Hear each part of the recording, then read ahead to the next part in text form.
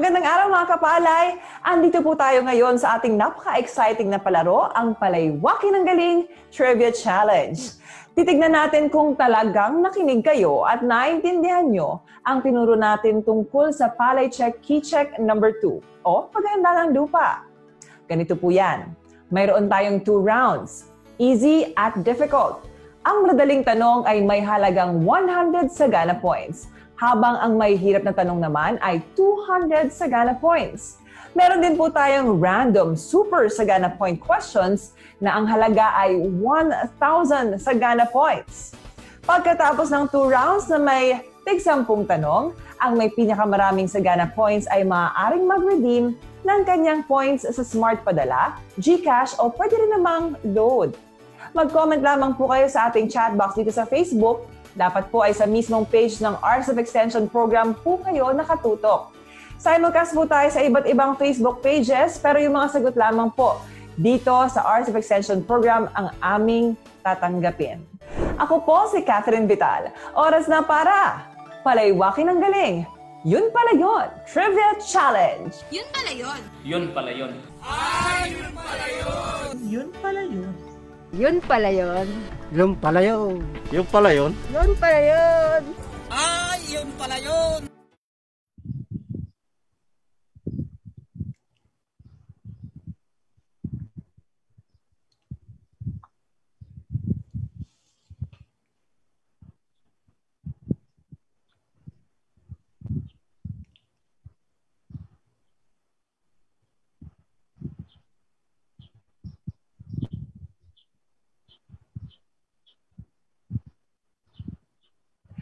At makakasama natin ngayong hapon para maging ating Trivia Master. Mula po sa DA PhilRice, Science Research Specialist 2, si Ginoong Frederick Saludes. Magandang hapon, Kuya Fred. Magandang hapon, Miss Cathy. At sa atin pong mga naka-live po ngayon, ay magandang hapon po sa ating lahat. Naho, ngayon po lahat kayong nakatutok sa amin ngayon dito sa RSF Extension Program Facebook page. Meron po kayong pagkakataong manalo ha. Kaya po pag alam niyo na ang sagot, i-type na kagad ang sagot at i-press ang send. Doon po sa mga nakatutok sa atin sa Facebook page naman po ng Department of Agriculture, pati na rin po ng Agriculture Training Institute. Sige lang po, syempre okay lang naman po manood kung saan man po kayo nakatutok. Pero yung po mga sagot, nandito lang man po sa RSF Extension Program page ang aming i-consider para po sa ating mananalo ngayong hapon. Nako Kuya Fred, nakailang linggo na rin tayo sa pagdidiscuss tungkol sa paghahanda ng lupa. Ngayon, panahon na para malaman kung talagang nakinig ang ating mga kapalay. So game ka na ba? Game na! Kayong mga nakikinig, handa na ba kayong umani ng karunungan? Pa-thumbs up naman dyan. Ayan na. So as a recap, yung pong ating mga easy questions ay may halagang 100 sagana points. At yun namang pong mga mahihirap na tanong ay worth 200 sagana points. Pero kung medyo baka maiwanan kayo, meron po tayong mga surprise super sagana points worth 1,000 pesos. Okay. Doon po sa mga, meron po tayo kasi mga multiple choice na mga tanong. I-type nyo lamang po yung letra para mas mabilis ang inyong pagpasok ng sagot. So, ito po ay unahan na, tama at syempre unahan. Kung handa na po kayo, handa na rin si Kuya Fred. Simulan na po natin ang ating Palaywaki ng Galing Trivia Challenge. Narito na po ang easy questions. Ayan. Sa ating unang katanungan, saan dapat rehistrado ang magsasaka para maging kwalipikadong makatanggap ng libreng training sa ilalim ng RSF Extension Program? Ulitin ko po, saan dapat rehistrado ang mga magsasaka para maging kwalipikadong makatanggap ng libreng training sa ilalim ng RSF Extension Program? Mahirap ba yung unang tanong natin, Kuya Fred? Sakto lamang po yan para sa ating mga kababayan na magsasaka. Ayan, wag. Para alam po nila kung saan po Meron na Ayan, po. meron na atang mga nakasagot. Ang bibilis nila mag-type ha. Mga keyboard warriors pala kayo. O sige, meron po tayo mga kapalay na nagtitake note kung sino po yung mga nauna. Kaya wag po kayo mag-aalala. Tsaka kita nyo rin naman sa comment box kung sino yung nauna. Sunod ng katanungan ay manggagaling po kay Kuya Fred. Kuya Fred, go ahead. Ayan, ikalawang katanungan po ay fill in the blanks. So, ang tanong po, kumpletuhin ang pangalan ng programa. RCEP Rice Blank Services Program. Ano po yung letrang E sa hinahanap po na programa? May Rice. clue na po sila doon. E. E. Ano ba yan? Extra? Kasi extra rice? Ayan. Ayan. Meron na rin mga nakasagot. Ang bilis pala nito eh. Ito ang pangatlo. Medyo challenge to. Sige nga, tignan natin ang galing nyo sa visual naman na katanungan. Question number 3. Ano kaya ito?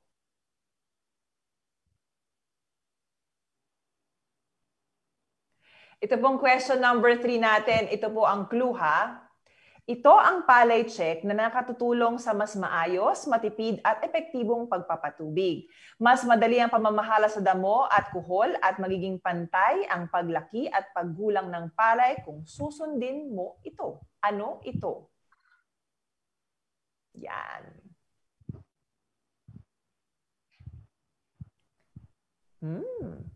Yung sa mga iba, pwedeng humabol ha. Pwede pa. Okay, Kuya Fred, handa na tayo. Question number 4. Ayan, sana po nasagot nyo yung question number 3. Sa ikapat na tanong po, sa panahon ng paghahanda ng lupa, ilang kabuang araw ang iminumungkahi bago ang paglilinang at pagpapatag? Ang pamimilian, letter A, 7 araw, letter B, 14 na araw, o letter C, 21 araw. Okay Madali lang naman pala eh. 7, 14 o 21. Isa, dalawa or 3 linggo. Bakit ba mahalaga, Kuya Fred, na sundin natin itong rekomendadong bilang ng araw? Hindi ba pwedeng shortcutin yan? Depende po yan. Pero ang iminumungkahi para ma-ensure po natin na mas nabulok yung ating mga damot, pasyok ng palay, ay yun po, sundin po natin yung tamang araw ng paghahanda ng lupa. Okay, alam niyo masyado pala akong na-excite. Hindi pala natin naibibigay yung mga tamang sagot, Kuya Fred. Sinasabi ko lang na tama yung mga sagot ng mga kapalay natin. Pero sige, balikan natin yung una. Saan dapat nakarehistro ang ating mga kapalay? Ayan. Sasagutin ko na ba, Miss Cathy? Yes, meron na naman nakasagot kanina. Sorry ha. Baka may gusto pang umabol baka masabi natin Ang kailangan po ay nakarehistro yung ating magsasaka o yung ating mga anak ng mga magsasaka sa Registry System for Basic Sector in Agriculture o yung RSBSA. Sa tanong po kasi natin kanina ay para sa training. Ito rin po ay para sa pag-ayuda, para sa libreng binhi, pataba, at pati po sa credit program ng RCEP. Ayan po yung hinahanap. Ayan. So, dapat rehistrado kayo sa RSBSA. O, isa question number 2 naman. Ano nga ba yung ibig sabihin ng RCEP Rice Blank Services Program? Ito yung mas mahaba at kompletong pangalan ng extension program. Ay, nasabi ko na. Ano, Kuya Fred, ano yung buong pangalan? Ayan. Yung hinahanap po natin, yung RCEP Extension Services Program. So, yan po yung kasampo sa component ng Rice Enhancement Competitive Fund. So, meron po kasing 4 na components yung RCEP. So, meron po tayong seed program, meron din tayong mechanization program, meron din tayong pamimigay ng loans. Tama, Kuya Fred? Yes po, yung credit program at ito po yung sa extension program naman po. Ayan. At doon naman sa question number 3, yung pagbabanggit natin, ako ilang beses to binanggit ni ni Kuya Marvin nung nakaraang 2 linggo. Yung ating ipakita nga natin yung ating kanina, yung question kanina. Mapapakita pa ba natin? Ayun, meron kaming finlash na iba't ibang mga emoji. Yun ay clue. So ang tamang sagot ay Yan. Kuya Fred. So, key check number 2. Ito po ay Ayan. patungkol sa paghahanda ng lupa.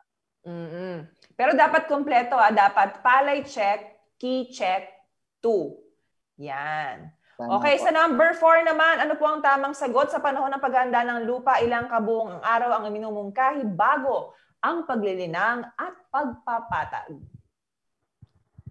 Ayan. So, ang tamang sagot po na inirekomenda ay 21 araw. O letter C.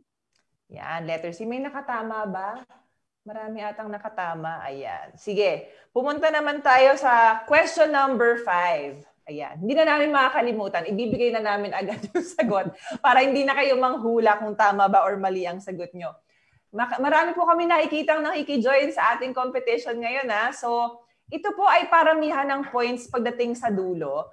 Tapos po ay unahan kung sino ang makakuha ng tamang sagot. Okay, question number 5. Sa ating webisode, nabanggit po yung isang magsasaka natin, si Domeng, na hindi naging madali ang kanilang paghahanda ng lupa. Dahil po ang kanilang pinagkukunan ng tubig ay... Sige, ano kaya yun? Saan kaya nila kinukuha ang kanilang tubig?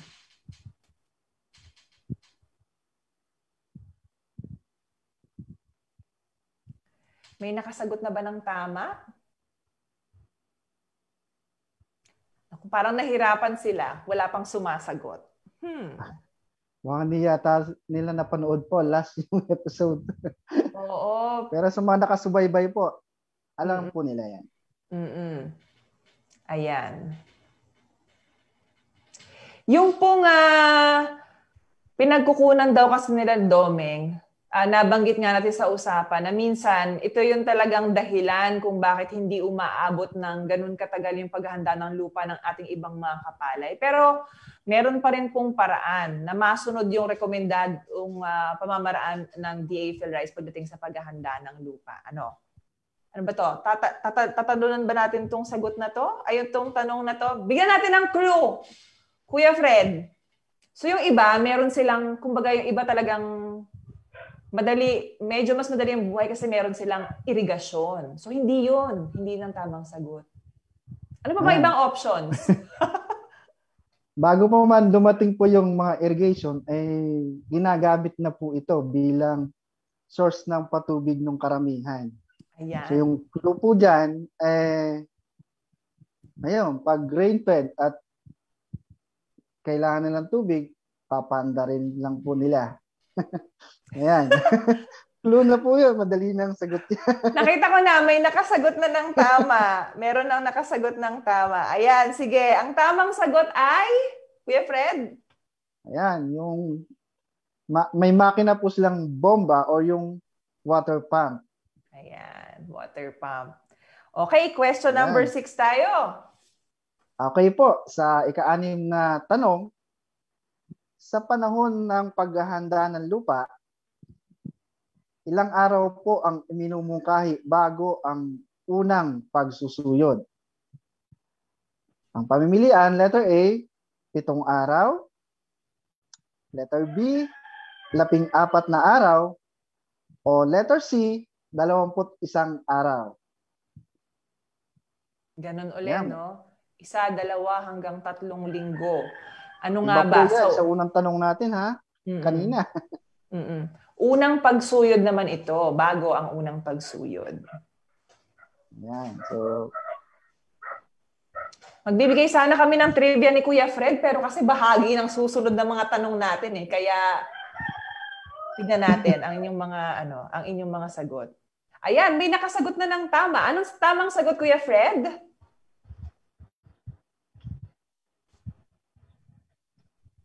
Ano po ang tamang sagot? Meron na nakasagot Ayan. Andiyan pa ba si Kuya Fred? Andiyan pa si Kuya Fred. Mag-hang on siya. Talaga namang patuloy pa rin kasi ang ating ang tawag dito, ang ating pag-aaral tungkol sa iba't ibang pamamaraan sa bukid. Ayan, si Kuya Fred po ay isa sa ating mga magigiting na mga science research specialist. Kaya po siya ay nakasama natin ngayon para tayo po ay samahan sa ating diskusyon. Ayan si Kuya Fred, nagbabalik. Okay, Kuya Fred, anong tamang sagot?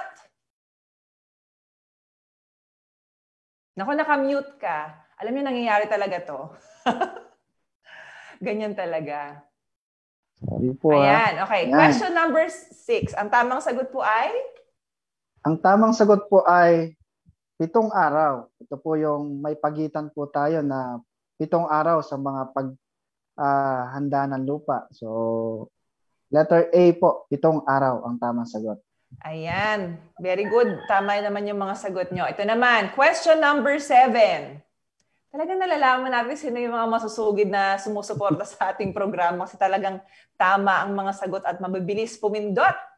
Okay. Sa vlog na ating feature kasama ang ating certified kapalay na si Roxy, sinong team ang nanalo?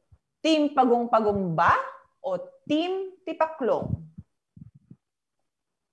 Muli po, sino po yung nanalo kaya? Yung Team Pagong-Pagong o si Team Tipaklong? Habang hinihintay natin yung sagot nila, Kuya Fred, ano nga ba yung significance nitong dalawang insekto na to sa ating pagpapalayan?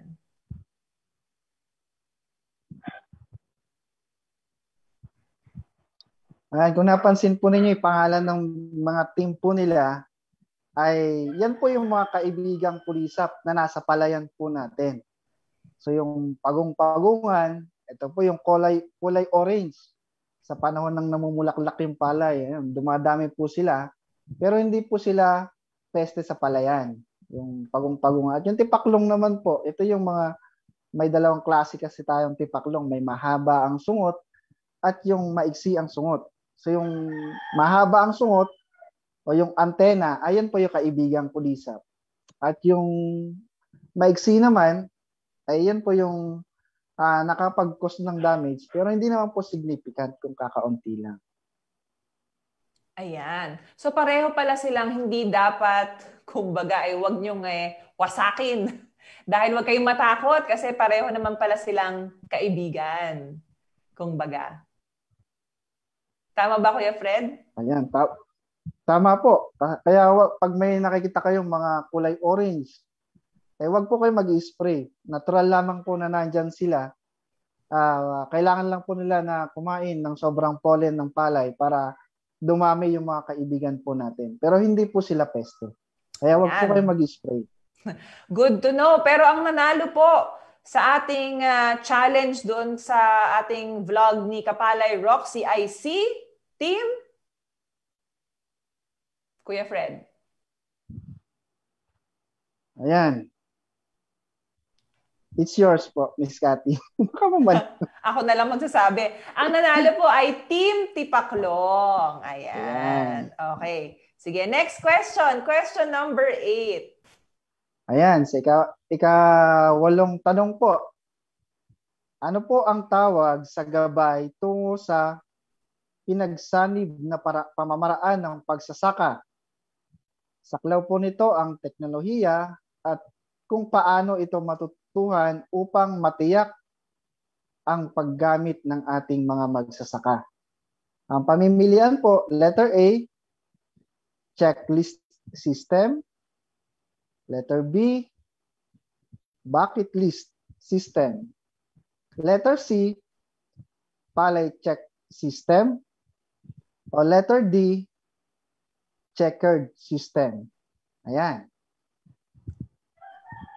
Ayan ha, kung talagang nakikinig kayo, itong sistemang ito na pinag-aralan ng ilang taon, ilan nga ba ang ano nito? Ilan yung kumbaga ay nasa ilalim nitong sistemang ito, Kuya Fred? Ayan. Kung nakinig po kayo or nakikinig po kayo sa atin dito sa PhilRise, ay meron po tayong 9 key checks na nitong sistema po na ito. Mhm. So, mula po sa pagpili ng binhi hanggang sa pagsisinop po ng ating ani. Ayan, mukhang meron na tayong tamang sagot. At ang tamang sagot ay... Yan. Meron na po ba? Meron na.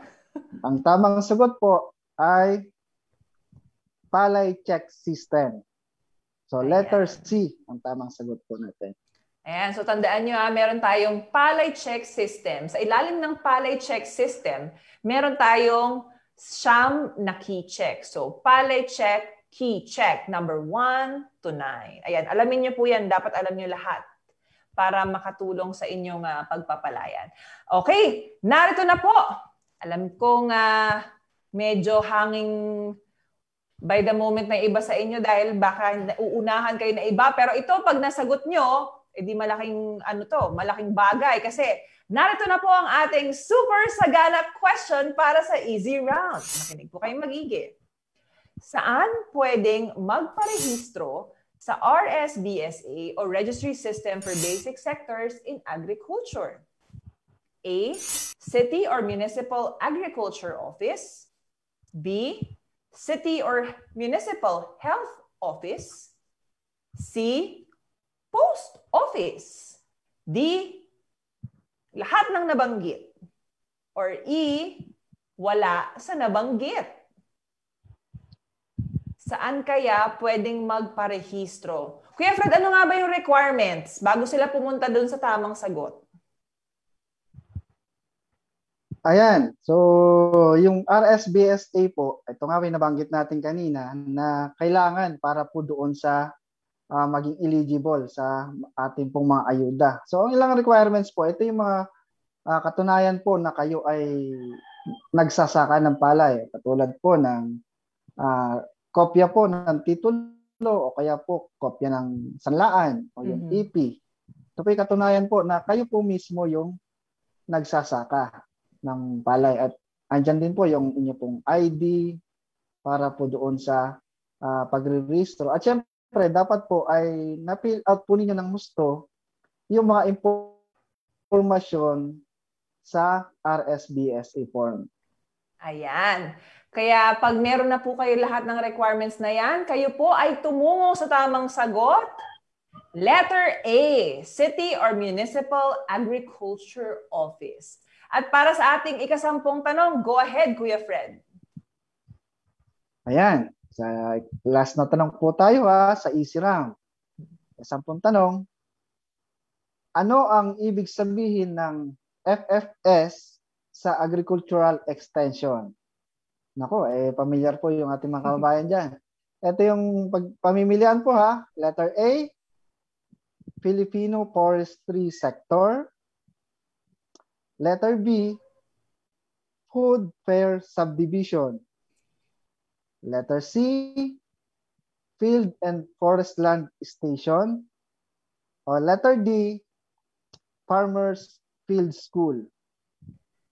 Ayan. So, dyan po nag-train or nagkakaalaman yung ating mga farmers, yung ating mga magsasaka. Parang gusto ko atang pumunta dun sa Food Fair Subdivision. Ito bang tamang sagot natin, Kuya Fred? Ano bang usually nagaganap dyan? Dito po kakatipon-tipon yung mga magsasaka para tawag po natin dito, nag-aaral po sila sa palayan mismo. Parang malapit na po yung sa ating sagot. Okay, tingnan natin kung meron nang nakasagot. I think meron na pong nakasagot ng tama. Meron na nga. Sige po, Kuya Fred, ang tamang sagot ay? Ang tamang sagot po ay Farmer Field School. So, diyan po nag-train yung ating pong mga magsasaka. At sa kanilang lugar na rin po. Hindi po na kailangan lumayo pa. Ayan, napakagandang programa yan. Kaya po doon sa mga interesadong mag-enroll sa iba't ibang kurso or training sa ilalim ng RCEF, pwede po kayong pwede kayong mag-train sa ilalim po ng RCEF FFS. Ayan na! Tapos na yung mga madadaling tanong. pumunta na tayo sa mga may hirap na tanong para mas ma-challenge kayong ating mga manonood na i-review talaga or para mas matandaan nyo yung mga tamang konsepto sa paghahanda ng lupa. Ayan. Sige po, sisimulan na natin ha. Difficult round na po tayo. This time po, 200 Sagana points na po ang halaga ng bawat tamang sagot sa unang makakapag-type ng kanilang sagot. Ready? Thumbs up nga po dyan. Ayan. Okay. Game. Question number 1. Hindi maglulungga ang mga daga sa pilapil na may taas na 15 sentimetro at ilang sentimetrong lapad. A. 10. B. 20. C. 25. So may dimensions yan ha. 15 na sentimetro by ilan? So A, 10, B, 20, at C, 25. May nakatama agad. Ang bilis nyo naman. Ang gagaling nyo naman sumagot. Anong tamang sagot, Kuya Fred? Ayan. So ito po ay minumungkahi natin para sa mga lupa po na medyo patag. So ang tamang sagot po ay dapat sundin po nila yung 15 sentimetrong taas at 20 sentimetro ang lapad na pilapil para hindi maglungga yung mga daga. Letter B po, 20 centimeter. Yan, ang daming tama. Ang daming nakakuha sa tamang sagot na ito. Ito pa. Bilang nasa numero na tayo, tuloy-tuloy na natin. Next 2 questions natin ay numero ang sagot. Number 2. Ayon kay Nanay Maxima ng Baler, natutunan niya mula sa RCEP FFS na dapat panatilihing ganito kalalim lamang ang tubig para madaling patagin ang lupa. Ilang sentimetro ang tinutukoy niya dito? Meron palang Talagang inaral pa rin pala, Kuya Fred, yung lalim ng tubig. Tama po, kasi para makita po natin kung saang parte yung medyo mataas at yun po yung kailangan na kayurin o patagin ng mga operator. Kasi kung sobrang lalim po yan, patag po tingnan niya, parang sa dagat, patag po yan. Pero kung meron pong sapat na lalim ng tubig, makikita mo kung alin pong parte ang medyo mataas o kaya medyo mababa. So doon po tayo mag-concentrate para mas patag po yung ating palayan. Yan. Ang tamang sagot ay give me 5. Ayan, tamang sagot po ay 5 sentimetro. Ayan. Next, question number 3. Makinig kayo, mahaba-haba yung tanong. Para sa sabog tanim, kailangang gumawa ng maliit na kanal sa gitna at sa gilid paikot ng pinitak para magsilbing lagusan ng sobrang tubig. Ipunan ng kuhol at daanan kung kailangan maghulit at magdamo. Ang kailangan na sukat ng kanal ay 5 sentimetro ang lalim at ilan naman po ang sukat ng kanyang lapad. Ilan kaya? Ito walang multiple choice. Kailangan alam talaga nila kung gaano kalaki. Ayun, tama po. So ito yung tinatawag po natin na kanaleta pag sa paraang sabog tanim. Ayan, meron na ulit nakasagot ng tama at ang tamang sagot ay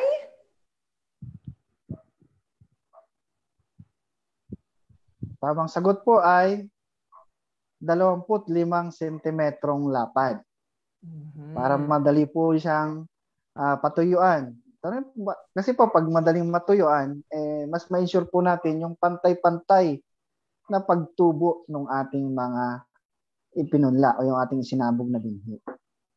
Ayan So ang kanyang dimension po ng kanaleta, sabi nga ni Kuya Fred, ay 5 by 25 na sentimetro. Okay, itong susunod na 3 tanong ay manggagaling naman kay Kuya Fred. Kuya Fred, go ahead. Ayan po. Sa ika-4 po na tanong. So, ito po rin ay identification po ito ha. Ang tanong, mababawasan ng ilang porsyento ang inyong ani kapag hindi patag ang lupa. Ang katumbas nito ay 5 sako kada 100 sako na ani. So, ulitin po natin, mababawasan ng ilang porsyento ang inyong ani kapag hindi po napatag ang lupa o hindi po naihandang mabuti ang lupa. So, kwentahin nyo na. Ang katumbas po nito ay 5 sako sa kada 100 sako na ani. Yan po yung mababawas o yung tawag nga po natin dyan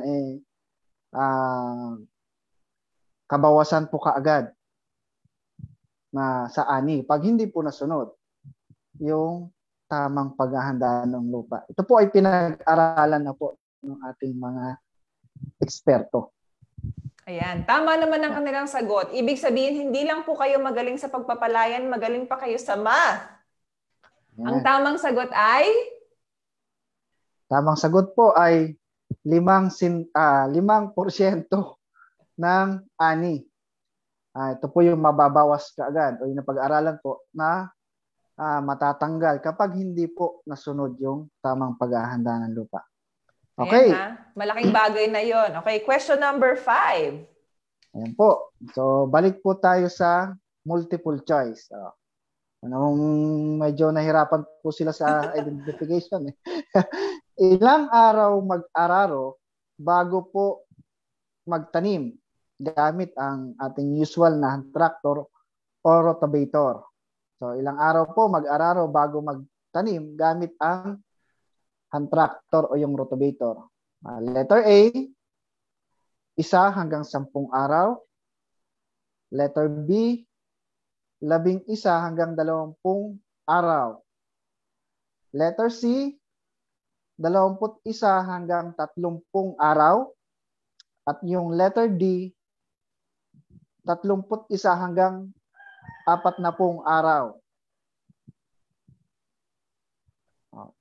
Ito po yung araw na kung kailan mag-start ka po ng paghahanda ng lupa bago ka magtanim.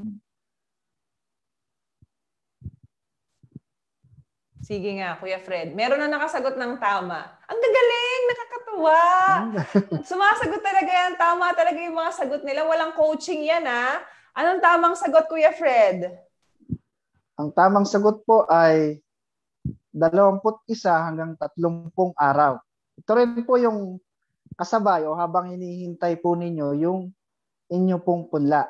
So, tamang edad ay naihanda nyo na pong mabuti yung inyong taniman. So, kaya po inabot tayo ng 30 araw ay kapag masyado pong madamo o kaya po maraming pasyok na kailangang bulukin. So, para mabulok po ng gusto. Okay. So, ika-6 na bilang na po. Ika-6 na tanong. Ito, multiple choice po ulit. Dapat suyurin ang lupa tuwing ika-7 araw. Ang unang pagsusuyod ay dapat ayon sa direksyon ng pag-aararo. Ang pangalawa naman ay dapat pahalang. Ang mga ito ay ginagawa upang A. Tumubo ang mga nahulog na buto ng palay at damo. Letter B. Mabasag ang mga tiningkal ng lupa. Letter C. Maihalo sa lupa ang mga pinaggapasan. At yung letter D, lahat ng nabanggit. Ayan. Yan po yung mga iminumungkahi po natin. Nakakatuwa yung mga sagot dito, Kuya Fred. Iba-iba. May A, B, C, at saka D. Pero meron na nakatama. Minsan kasi parang too good to be true yung all of the above, yung letter D. Pero ipaliwanag mo nga, Kuya Fred, ang sagot. Ayan, ang tamang sagot po ay lahat ng nabanggit. Kaya po natin inirekomenda na magkaroon po ng pagitan na 7 araw o 1 linggo yung bawat paglusong, yung pagsusuyod. ay ito nga po para tumubo yung mga nalaglag na buto, pati yung mga damo nung nakaraang taniman. Ito rin po yung para maihalong mabuti yung mga pinagkapasan o kaya pa yung mga damo para mabulok. At syempre po, mas madali yung pagtatanim po natin kung nabasag o yung napaddle po natin mabuti yung lupa. Kaya ang sagot ay lahat po ng nabanggit. Ayan, lahat. Okay, ito na naman. Panahon na naman po para sa ating super sagana points. Kasi 1,000 points ito. Makinig. Makinig ng makinig. Ang Rice Competitiveness Enhancement Fund o RCEF ay nabuo sa ilalim ng anong batas o Republic Act number? A. RA 12252, B. RA 03150, o C. RA 11203. Ano bang maibabahagi mo sa ating trivia, Kuya Fred, tungkol sa batas na ito, itong RCEF? Ito po yung actually ang pangalan po nito ay ang Rice Tarification Law. Ito po yung actually po ito yung matagal na po dapat na mayroon dito sa Pilipinas dahil sa pagkakasundo po natin doon po sa World Trade Organization sa malayang kalakaran sa mga bansa po. So dahil nga po nabinbin itong batas po, yung kasunduan, hindi po tayo nakasunod kaagad, ay nabinbin po siya ng 25 taon halos. Kaya sa ngayon po ay medyo nabigla yung ating mga kababayan. Pero ito po ay matagal ng kasunduan sa ibang bansa. So ayan po. At yan nga po yung mga buwis na yan, yung RCEP po, yung mga buwis na makokolekta doon po sa mga pagpasok ng mga bigas sa atin ay maglalaan po kaagad ng 10 bilyon para sa pondo para sa ating mga magsasaka. Ayan. So, yung batas na yan, dahil meron na nakakuha ng tamang sagot, ang tamang sagot po ay letter C, RA 11203. Okay, question number 8. Ikaw naman ulit, Kuya Fred. Ayan. Mahalaga po ito dahil ito medyo pinagtatalunan sa yung ibang mga magsasaka po natin. Yung tanong po, ano ang ibig sabihin ng NSQCS? Letter A, Nutritional Section of Quantitative Compositional Status. Yan. Letter B, Nitrogen Sulfur Quality Check System. Letter C, National Seed Quality Control Services. O letter D, wala sa nabanggit. Yan. Ano bang significance niyan? Yung NSQCS, Kuya Fred?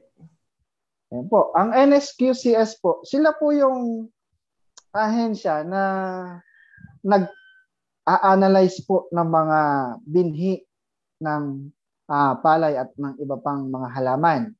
So ito po ay para masigurado po na yung binhi po na itatanim at saka syempre binebenta ng mga seed grower ay pumasa sa standard.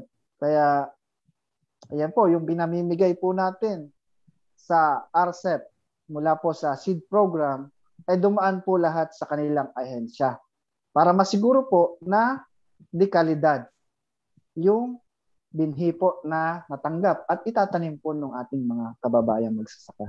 Siyempre, Kuya Fred, hindi mo malalaman kung kalidad yun kung walang eksaminasyon na nangyari, no? Kung saan-saan mo lang binili. Malalaman mo lang pagkatapos mo na magtanim kung hindi pala to certified. So, kawawa naman yung mga kapalay natin kapag ganun. Tama po. Kaya doon po sa makakakuha ng binhi mula sa RCEP o kaya yung kung bibili po kayo ng binhi ay hanapin po ninyo yung certification tag. Ay etiketa po yan nasa sako ng palay. Katunayan po na dumaan po o pumasa po siya sa standard. Ayan. So, ang tamang ibig sabihin po ng NSQCS ay? Tamang sagot po ay National Seed Quality Control Services. Letter C. Ayan, letter C. O, Kuya Fred, tuloy mo na sa question number 9. Ayan. So, number 9 po. Alin sa sumusunod ang rekomendasyon sa pinatag na lupa? Ito po, rekomendasyon po sa pinatag na lupa. Letter A, mag-araro ng 41 to 50 araw bago magtanim gamit ang hand tractor o rotavator. B, suyurin ang lupa tuwing ika-4 na araw matapos mag-araro. Letter C, linisin at ayusin ang mga kanal at pilapil. Ayan. Nakakalito pala to, Kuya Fred, no? Kasi parang mukhang tama yung iba eh. Medyo tricky po itong tanong po na ito. Pero kung kayo po ay nakinig daw po sa paliwanag ni Sir Marvin, kuhang-kuha nyo na po kaagad ito. Ayan. Iba-iba talaga. Iba-iba yung sagot. Mayroong mga nalito. May nalito. Pero meron na po nakakuha ng tamang sagot. Ang tamang sagot ay? Ayan po. Actually, sa unang rekomendasyon po ito kaagad eh. Ayan po. Ang tamang sagot po ay linisin at ayusin ang mga kanal at pilapil para mas madali po yung pag-iipon ng tubig tsaka po pagpapapasok ng tubig. Ayan. O, tuloy-tuloy mo na. At ang ating kahuli-hulihang tanong para sa ating unang Palaywakin ang Galing Trivia Challenge. Nako, bago po tayo magbigay ng huling katanungan, maraming salamat po sa inyo na sumali ha. At excited na rin po kaming malaman kung sino nga ba ang ating first winner at mag-uuwi. Kung ano po yung points na nakuha nyo, yun din ang premium pwede nyong i-redeem. So kung ilang sagana points yun, kung madami man po kayong nasagot ng tama at kayo ang nauna, yun rin po ang papremyong inyong makukuha. Ayan, Kuya Marvin, question number 10 for para sa ating difficult round. Ayan po. Ang tanong po natin, yung huling tanong po natin. Ang video na ito ay nagpapakita ng tamang paghahanda ng lupa para A, maiwasan ang pagdami ng kuhol. B, maiwasan ang pagtubo ng mga damo. C, hindi masayang ang abono at pataba. At letter D, lahat ng nabanggit. Ayan. So, mukhang nakuha na po nila yung sagot.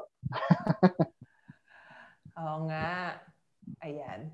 Yung video na pinapakita natin, yun po ay galing sa technology video na produce ng DA PhilRise. So kung gusto niyo pong panoorin yung kabuuan ng video na ito, pwede po kayong pumunta sa Hours of Extension program YouTube channel para po mas marami pa po kayong videos na ma-review dahil po bahagi itong paghahanda ng lupa doon sa mga videos na iyon. Okay, Kuya Marvin, ano ang tamang kasagutan? Ayan po, mukhang nami-miss ni Miss Cathy, si Sir Marvin.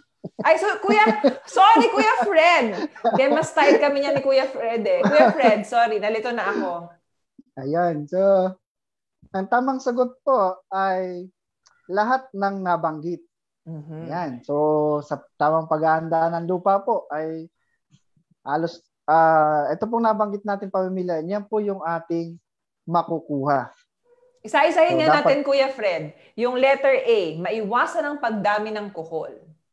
Ayan. So, yung letter B, maiwasan ang pagtubo ng mga damo. At yung letter C, hindi masayang ang abono at pataba. So, dagdag na rin po dyan, syempre, yung mas efficiente ang paggamit natin ng patubig.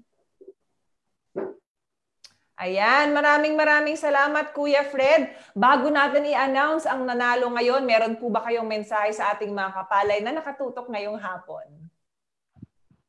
Ayan, so dito po sa PhilRise at sa RCEP Extension Program ay napakarami po nating matututunan. So, tutok lang po kayo sa ating mga programa. Kung gusto nyo pong sumali sa mga training at seminars, ay huwag po kayo magatubili na magtanong sa DA, sa ATI at sa TESDA. At syempre, dito rin po sa PhilRise. Meron po tayong mga serbisyo kung saan po pwede kayong magtanong ng mga katanungan. Pwede po kayong mag-text sa amin. Ang numero po natin ay 0917-111-7423. O kaya po, meron po tayong mga technologies na makukuha po o gusto nyo makuha. Bistahin po ninyo yung pinoyrice.com. Ayan, magandang hapon po. Ayan, maraming salamat. Palakpakan natin or dapat pala thumbs up kasi hindi maririnig yung clap online. Pa-thumbs up naman po at saka pa-puso para sa ating Science Research Specialist 2 mula sa DA PhilRise, Ginoong Frederick Saludes. Maraming salamat, Kuya Fred. Ayan, i-award na natin ngayon or babanggitin natin ang nanalo. Isa lang kasi po ang ating winner ngayong hapon. Pero babanggitin ko na rin yung almost. Sayang, kayo sana, pero meron talagang nanalo. So, babanggitin ko pa ba yung malapit, yung second and third runner-up? Para mag-push ulit kayo next time. Ito, si Jalazy Byrne, 1,000 Sagana points. Ayan. Pero, si Binibining Leila Mendihar, 1,200 Sagana points. Pero, hindi nyo natalo ang napakabilis mag-type at sumagot ng tama na si... Congratulations, Mark Francis Lata. Ikaw ay makakakuha ng 2,000 Sagana points. Ayan po, abangan nyo po itong ating trivia challenge sa pangatlong linggo po ulit mula ngayon. Kasi next week meron po tayong bagong topic, tapos meron tayong question and answer kasama ating expert. At yung pangatlong linggo, meron pa rin po tayong trivia challenge. Huwag po kayong aalis magbabalik po ang Palaywakin ng Galing. Yun pala yun. Maraming libreng training sa pagpapalayan ng tumaas ang ani at kita. Para sa mga interesado, makipag-ugnayan sa DA Agricultural Training Institute at TESDA. Call or text 0920-946-2474.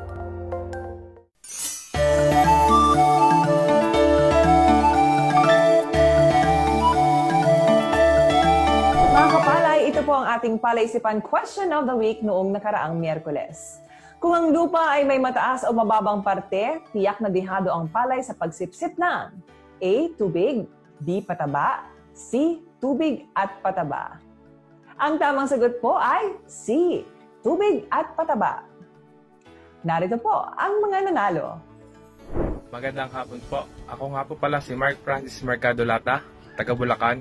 At ang aking sagot sa palaisipan of the week is letter C, tubig at pataba. Palaywakin ng galing, yun pala yun. Ako po si Imelda Paco ng Barangay Buena Vista Farmers Association, Barangay Buena Vista, Dueñas, Iloilo City. Ang aking sagot ay tubig at pataba. Palaywakin ang galing, yun pala yun. Ako po si Judy Tagab Almasin ng Purok 6, New Visayas, La Union, Prosperidad, Agusan del Sur. Sagot, letter C, tubig at pataba. Palaywakin ang galing, yun pala yun. Congratulations po sa mga mag-uwi ng Sagana Points. Ngayon, picture time uli. Narito na po ang ating palaisipan challenge of the week. Mag-selfie kasama ang IAC materials na nakuha mo sa RCEP Extension Program. I-share mo na rin kung paano ito nakatulong sa iyong pagpapalayan. Noong mga nakaraang linggo, sinamahan natin si Kabady Maki Moto sa kanyang mga escapades sa Aurora. Ngayon, Maki gives back sa kanyang kapwa magsasaka sa kanyang hometown, Nueva Ecija. Panoorin natin to.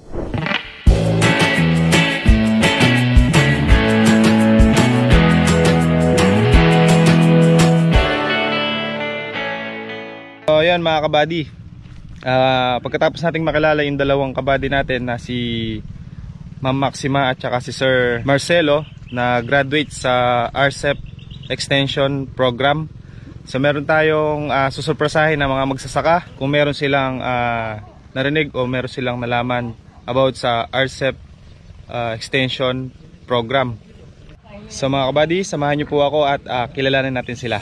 Ako nga po pala si Pablo Bato, 42 years old, isang magsasaka. So ano po yung pinagmamalaki niyo bilang isang magsasaka? Pinagmamalaki po sa magsasaka. Ito po yung pangunahin na pinapukuhanan po ng pagkain ng bawat mamamayang Pilipino. Okay, yan. Ito yung ating unang tanong. Ano ang direksyon ng unang pagsuyod sa lupa? Payon. Payon siya. Opo, para maganda yung pagsuyod. Lupa natin, ang kahabaan, yun po ang paayon na tutumbukin po natin para maganda po yung pagkakasuyod. Nasagot niya ng tama yung ating question. So meron siyang bonus na 100 pesos. Yun o. Thank you. Maraming salamat.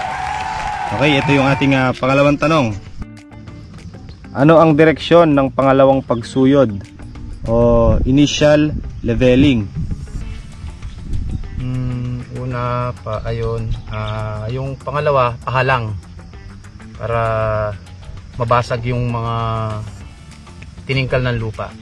Maganda ang magiging latag ng lupa natin. Nasagot niya ng tama yung ating question. Ang galing. So meron siya ulit bonus 100 pesos. Ayun. Alamin kung magkano ang kabuuan ng napanalunan ni Kuya Pablo at ang iba pang magsasaka sa ating YouTube channel, Makimoto. Patuloy pa rin po ang pagtanggap namin ng entries para sa ating Yun Pala Yun Vlog Challenge. Narito po ang mechanics. May inspiring na kwentong magsasaka ka ba na nais i-share?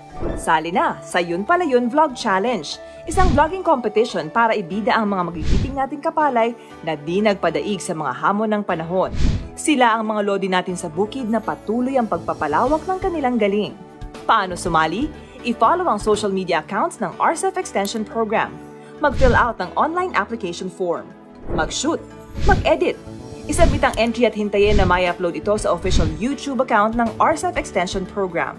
I-share ang link sa inyong social media account para sa tsansang manalo ng Kapalay Choice Award at mag-uwi ng 10,000 pesos, 5,000 para sa iyo at 5,000 rin para sa featured na magsasaka sa iyong vlog. Ang grand winner ng Yun Pala Yun Vlog Challenge ay tatanggap ng 50,000 pesos, 25,000 para sa iyo at 25,000 para sa ating certified kapalay na nakaantig sa puso nating lahat. Deadline of submission of entries is on May 30, 2021. Ano pang hinihintay mo? Sali na sa Yun Pala Yun Vlog Challenge. Nanalo ka na, nakatulong ka pa.